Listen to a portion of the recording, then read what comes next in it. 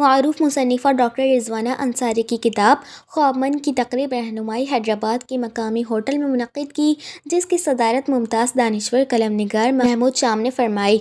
मेहमान ख़ुसूसी मुमताज़ ड्रामा निगार नूरुल हादी शाह और मेहमान अज़ाज़ी मोहतरमा महताब अकबर राशिदी और डॉक्टर फ़ातिमा हुसैन थीं। डॉक्टर रिज़वाना अंसारी ने मुअज़्ज़िज़ मेहमानान गिरामी की आमद पर उन्हें खुशामदीद कहते हुए कहा कि मेरी इस अदना कोशिश की जिस तरह आप लोगों ने हौसला अफजाई की है, वो मुझे मज़ीद अच्छा लिखने की तवानाई फ़राहम करेगी।